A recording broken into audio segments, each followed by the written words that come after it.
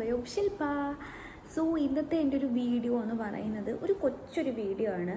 ഒരു വലിയൊരു കാര്യം പറയാൻ വേണ്ടിയിട്ട് അതിന് മുമ്പുള്ളൊരു ജസ്റ്റ് ഒരു കുഞ്ഞൊരു ഇൻട്രോ, ആ ഒരു ഇൻട്രോയ്ക്ക് വേണ്ടിയിട്ടാണ് ഞാനിപ്പോൾ നിങ്ങളുടെ മുമ്പിൽ വന്നത്.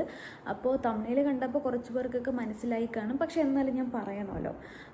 വേറൊന്നുമല്ല ഗൈസ്, ഞാൻ കല്യാണം കഴിക്കാൻ പോവുകയാണ്. അപ്പോൾ നിങ്ങൾ വിചാരിക്കും കല്യാണം കഴിക്കാൻ പോകുന്നതിനിപ്പോൾ അതിനിപ്പോൾ അതങ്ങ് വീഡിയോ ഇട്ടിടേണ്ട കാര്യമുണ്ടോ, നിങ്ങൾ കല്യാണം കഴിക്കുന്നതിന് ഞങ്ങളിപ്പോൾ എന്തോ വേണം, അങ്ങനെ ഒരു മൈൻഡിൽ എന്തായാലും വരും. പക്ഷെ ഞാനിതിപ്പം അത് പറയാൻ കാരണം വേറൊന്നുമല്ല.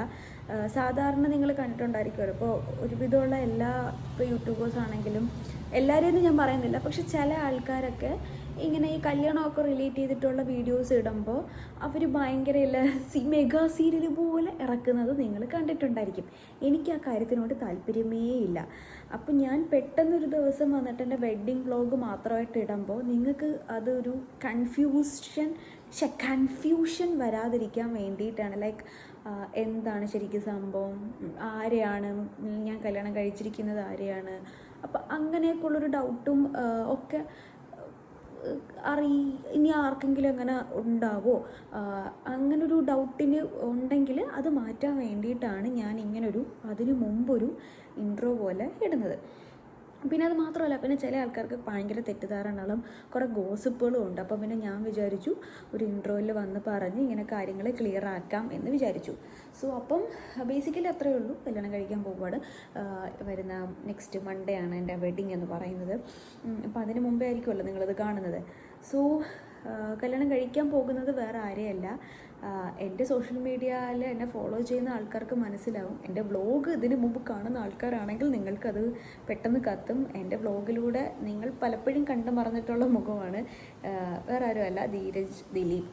എൻ്റെ വ്ളോഗിൽ നിങ്ങൾ കണ്ടിട്ടുണ്ട്, ആളെൻ്റെ കൂടെ തന്നെ ഉണ്ടായിരുന്നു. അപ്പോൾ ധീരജ് ദിലീപ് എന്നാണ് ഫുൾ നെയിം. അപ്പം ധീരജേട്ടനെയാണ് ഞാൻ വിവാഹം കഴിക്കാൻ പോണത്. ഞങ്ങൾ തമ്മിലൊരു 6 വർഷത്തെ റിലേഷൻഷിപ്പാണ്. ഈ 6 വർഷത്തെ റിലേഷൻഷിപ്പ് എൻ്റെ ഇടയിൽ 2 ഇയേഴ്സ് ഞങ്ങൾ ലിവിങ് ടുഗദർ ആയിരുന്നു ലണ്ടനിൽ. എനിക്കൊന്ന് ആ ലണ്ടൻ വ്ളോഗുകളിലാണ് കൂടുതൽ നിങ്ങൾ എൻ്റെ കൂടെ ധീരജേട്ടനെ കണ്ടിട്ടുള്ളത്. അപ്പോൾ ഞങ്ങൾ 2 ഇയേഴ്സ് ലിവിങ് ടുഗദർ ആണ് എന്ന് പറയാനായിട്ട് എനിക്ക് പ്രത്യേകിച്ച് ഭയങ്കര ചമ്മലൊന്നുമില്ല കേട്ടോ. അപ്പോൾ ഞങ്ങൾ 6 വർഷത്തെ റിലേഷൻഷിപ്പ് എന്ന് പറയുമ്പോൾ എല്ലാവരെയും പോലെ തന്നെ ആ ഒരു 4 വർഷം എന്ന് വെച്ചാൽ 6 വർഷത്തിൽ 4 വർഷം ഞങ്ങൾ ഇതുപോലെ ഫോൺ കോളും ലോങ് ഡിസ്റ്റൻസും ഒക്കെ ആയിരുന്നു. പിന്നെയാണ് 2 ഇയേഴ്സ് ഞങ്ങൾ ലിവിങ് ടുഗദർ ആയിട്ട് ഇരുന്നത്. അപ്പോൾ ഞങ്ങൾ ഒരുമിച്ചാണ് അവിടെ നിന്ന് ഇങ്ങോട്ട് ട്രാവൽ ചെയ്ത് ഇങ്ങോട്ട് വന്നത്. ആക്ച്വലി വന്നത് കല്യാണം കഴിക്കാൻ വേണ്ടിയിട്ടല്ല, വേറൊരു കാര്യത്തിന് വേണ്ടിയിട്ടാണ് വന്നത്. അത് എന്താണ് എന്നുള്ളത്, എന്തിനാണ് ശരിക്കും ഞങ്ങൾ വന്നത് എന്നുള്ളത് അത് ഞാൻ തിരക്കൊക്കെ ഒന്ന് മാറിയതിന് ശേഷം വീഡിയോയിലൂടെ പറയുന്നതായിരിക്കും. അപ്പോൾ ഇവിടെ വന്നപ്പോൾ ഇപ്പം ഇവിടുന്ന് എൻ്റെ പേരൻസ് ആണെങ്കിലും അവിടുന്ന് ധീരജേട്ടൻ്റെ പേരൻസ് ആണെങ്കിലും ഭയങ്കര ഒരു ഇതായിരുന്നു, കല്യാണം കഴിക്കണം, ഇനി ഇങ്ങനെ ലേറ്റാക്കാൻ പറ്റില്ല, ഇത്രയും നാൾ നിങ്ങൾ ഭയങ്കര ഫ്രീ ആയിട്ട് നടന്നു, ഇനി പറ്റില്ല എന്നൊക്കെ പറഞ്ഞു. പിന്നെ ഞങ്ങൾ വിചാരിച്ചു ഓക്കെ പിന്നെ കല്യാണം കഴിക്കാം. അങ്ങനെയാണ് അവരിതിലേക്ക് വന്നെത്തിയത്. അപ്പോൾ കല്യാണം ഭയങ്കര ഒരു സിമ്പിൾ വെഡ്ഡിങ് ആണ്. ആക്ച്വലി ഞങ്ങളുടെ 2 പേരുടെയും പ്ലാനും അത് തന്നെ ആയിരുന്നു. കാര്യം ഞങ്ങൾക്ക് ഭയങ്കര ഓവറായിട്ട് ഭയങ്കര രീതിയിൽ സാധാരണ ഒരു കല്യാണം എന്നൊക്കെ പറയുമ്പോൾ നിങ്ങൾക്കറിയാലോ, ഹൽദി, സംഗീത്, അത് ഇത് മറ്റതും മറിച്ചത് കുറേ പരിപാടികൾ കാണും. അപ്പം എനിക്ക് അങ്ങനെ അതിനോട് കാര്യം അതൊക്കെ ഭയങ്കര ആഡംബരമായിട്ട് നടത്തുന്ന കല്യാണമാണ് എന്ന് തോന്നിയത് കൊണ്ട് ഞങ്ങൾക്ക് 2 പേർക്കും അതിനോട് താല്പര്യമില്ലാത്തതുകൊണ്ട് ഞങ്ങൾ വളരെ സിമ്പിളായിട്ടാണ് കല്യാണം നടത്തുന്നത്. ഞങ്ങൾ വളരെ ക്ലോസ് ആയിട്ടുള്ള ഫാമിലിയും ഫ്രണ്ട്സും മാത്രമേ ഉള്ളൂ. പിന്നെ ഒരു റിസപ്ഷനും അത്രയേ ഉള്ളൂ. വേറെ പരിപാടികളൊന്നുമില്ല. വേറെ പരിപാടി ഒന്നുമില്ലെന്ന് പറഞ്ഞാൽ ഇപ്പോൾ സാധാരണ ഒരു പെണ്ണിൻ്റെ വീട്ടിലുണ്ടാകുന്ന കല്യാണത്തിൻ്റെ തലേന്നൊക്കെ ഉണ്ടാകുന്ന പ്രോഗ്രാംസും മറ്റു കാര്യങ്ങളും ഉണ്ടല്ലോ, അതുപോലും ഇല്ല. അത്ര സിമ്പിളായിട്ടാണ് കല്യാണം നടത്തുന്നത്. അപ്പോൾ സോ വെഡ്ഡിങ് വ്ളോഗ് പിന്നെ ബാക്കി വെഡ്ഡിങ് പ്രിപ്പറേഷൻ വ്ളോഗും ഞാൻ വെഡ്ഡിങ്ങിൻ്റെ ആ ഒരു ടൈമിൽ ഞാൻ ഇടുന്നതായിരിക്കും. വെഡ്ഡിങ് വ്ളോഗ് എന്തായാലും വെഡ്ഡിങ് കഴിഞ്ഞിട്ടല്ലേ ഇടാൻ പറ്റൂ. സോ ബാക്കി കാര്യങ്ങൾ ഒക്കെ പിന്നെ നമുക്ക് വഴിയേ ബാക്കി പിന്നെ എല്ലാം എൻ്റെ എൻ്റെ ട്രാക്ക് വ്ളോഗിലേക്ക് വരും. ആക്ച്വലി എനിക്കിപ്പം കണ്ടിന്യൂസ് വ്ളോഗ് എടുക്കാൻ പറ്റാത്തതും അതുകൊണ്ടാണ്. കാര്യം ഇതിന് വേണ്ടിയിട്ട് ഞാൻ ഇങ്ങനെ ഓടിക്കൊണ്ടിരിക്കുകയാണ്.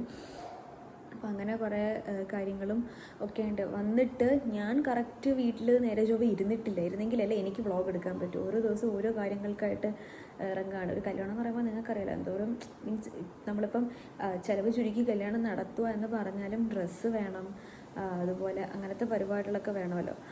അപ്പോൾ അതുകൊണ്ട് ഇതിൽ എനിക്കൊരു ഇതുണ്ടായിരുന്നു, എൻ്റെ പൈസയ്ക്ക് എനിക്ക് കല്യാണം നടത്തണം എന്നെനിക്കൊരാഗ്രഹം ഉണ്ടായിരുന്നു. അതെനിക്ക് മുഴുവനായിട്ട് എനിക്ക് ചെയ്യാൻ പറ്റിയില്ലെങ്കിലും എൻ്റെ ആവശ്യങ്ങൾക്ക് ഞാൻ തന്നെയാണ് പൈസ, അതായത് ഞങ്ങൾ അവിടെ ജോലി ചെയ്ത സാലറി കൊണ്ടിട്ടാണ് ഓടിയത് മൊത്തം. അതായത് എൻ്റെ കല്യാണ ഡ്രസ്സ്, ഞാൻ കല്യാണത്തിന് ഇടുന്ന സാരി, അതുപോലെ കല്യാണത്തിന് വേണ്ടിയിട്ടുള്ള ഓർണമെൻറ്റ്സ് ആയിക്കോട്ടെ, റിസപ്ഷന് വേണ്ടിയിട്ടുള്ള ഡ്രസ്സ്, അതിൻ്റെ ഓർണമെൻറ്റ്സ്, പിന്നെ വെഡ്ഡിങ് ഫോട്ടോഗ്രാഫി, പിന്നെ മേക്കപ്പ് ആർട്ടിസ്റ്റിന് കൊടുക്കാനുള്ളത്, ഈ പരിപാടികൾക്കെല്ലാം ഞാൻ തന്നെയാണ്. ലൈക്ക് അതെൻ്റെ പൈസയ്ക്ക് തന്നെയാണ്. അപ്പോൾ എനിക്ക് കംപ്ലീറ്റ് ആയിട്ടൊരു കല്യാണ ചിലവ് ഏറ്റെടുത്തില്ലെങ്കിലും ഒരു ഹാഫ് എമൗണ്ടെങ്കിലും എനിക്ക് എൻ്റെ ഒരു കോൺട്രിബ്യൂഷൻ നടത്താൻ പറ്റി എന്നുള്ളതിൽ എനിക്ക് ഭയങ്കര പ്രൗഡാണ്. അപ്പോൾ നിങ്ങളാണെങ്കിലും അങ്ങനെ ഒരു ഡിസിഷനിലേക്ക് എത്തിയിട്ടേ കല്യാണം കഴിക്കാവൂ. ലൈക്ക് നമുക്കൊരു സ്വന്തമായിട്ടൊരു വരുമാനം ഉണ്ടാക്കി ആ ഒരു ഇതിലും നമ്മൾ കല്യാണം കഴിക്കണം. അല്ലാതെ ഒരിക്കലും വീട്ടുകാരെ അവരിന്ന് കഷ്ടപ്പെട്ട് നമ്മളെ പഠിപ്പിക്കുകയും വേണം, നമുക്കൊരു ജോലിയും മേടിച്ച് തരണം, അവർ കല്യാണവും കൂടെ നടത്തി തരണമെന്ന് പറഞ്ഞാൽ അത് ഭയങ്കര ഇതാട്ടോ. അപ്പം നമ്മൾ മാക്സിമം അവരെ ഇതാക്കാതെ പറ്റുന്ന ആൾക്കാരാണെങ്കിൽ അങ്ങനെ ചെയ്യാൻ ശ്രമിക്കുക. അതല്ലെങ്കിൽ ഇതുപോലെ ഒരു ഹാഫെങ്കിലും നമ്മുടെ ഒരു കോൺട്രിബ്യൂഷൻ കൊടുക്കാൻ ശ്രമിക്കുക. അപ്പോൾ അത്രയേ ഉള്ളൂ. ബാക്കി വിശേഷങ്ങളൊക്കെ നിങ്ങൾ ബ്ലോഗിലൂടെ, ബാക്കി വെഡ്ഡിങ് ബ്ലോഗായിട്ട് ഞാൻ ഉടനെ വരുന്നതായിരിക്കും. അപ്പോൾ അതുകൊണ്ട് ഞാൻ ആ ഒരു ടൈം ഗ്യാപ്പിനനുസരിച്ചായിരിക്കും ഈ വീഡിയോയും ഇടുന്നത്. ലൈക്ക് ഇതിട്ട് പിന്നെ ഒരു കുറച്ച് ദിവസം കഴിഞ്ഞിട്ട് എൻ്റെ വെഡ്ഡിങ് ബ്ലോഗ് എനിക്ക് അതിനനുസരിച്ച് എല്ലാം എഡിറ്റൊക്കെ ചെയ്ത് കിട്ടിയാൽ ഞാൻ അപ്ലോഡ് ചെയ്യുന്നതായിരിക്കും.